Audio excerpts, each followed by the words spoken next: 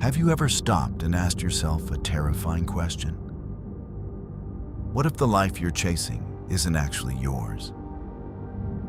What if the goals you're working toward, the things you call success, the dreams that keep you awake at night, were handed to you by society before you ever had the chance to think for yourself? Most people never ask that question. They grow up believing success means a big house, a luxury car, expensive vacations, endless money, and a life that looks good on social media. And then they spend decades running toward a destination they never personally chose, because that's what everyone else is doing. But here's the problem. If everyone is different, why does everyone's dream life look exactly the same? Why are millions of people chasing the same picture, the same status, the same validation, the same approval? Somewhere along the way, we stopped asking ourselves what we truly want. Instead, we began collecting dreams from other people. We borrow ambitions from influencers. We borrow lifestyles from celebrities.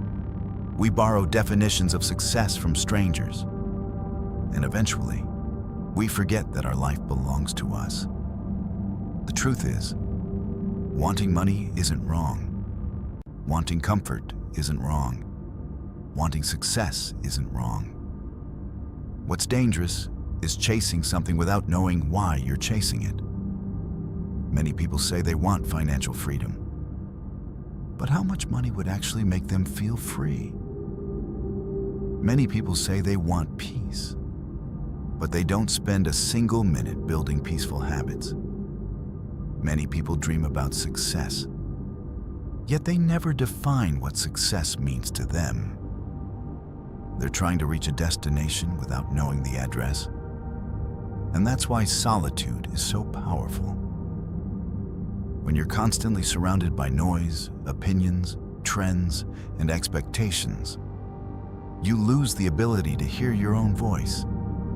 But when you're alone, something changes. The world becomes quieter. And for the first time, you begin hearing thoughts that actually belong to you. You begin asking different questions. What makes me happy? What kind of life do I truly want? What matters to me? Not my friends, not society, not social media. Me.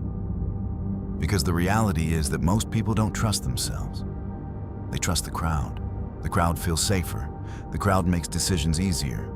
The crowd tells you what to wear, what to buy, what to chase, and who to become. But following the crowd comes with a price. You may arrive at a destination only to discover you never wanted to be there.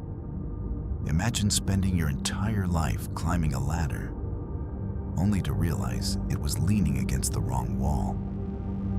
That's why you must learn to think independently.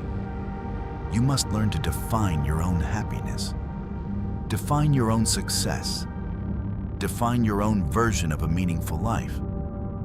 Because happiness cannot be copied, purpose cannot be borrowed, and fulfillment cannot be downloaded from someone else's life. Your answers are already inside you, but you'll never find them if you're constantly distracted by everybody else's. So sit down, be honest with yourself, ask difficult questions. What excites you? What kind of work gives you meaning? What kind of life would make you proud? What does success look like in your eyes? Not theirs, yours. Because the moment you stop blindly following the world and start defining life for yourself, everything changes. You stop living as a follower. You stop living as a spectator. You stop living someone else's dream. And for the first time, you become the owner of your life, the owner of your choices, the owner of your future. And that is where your real dream life begins.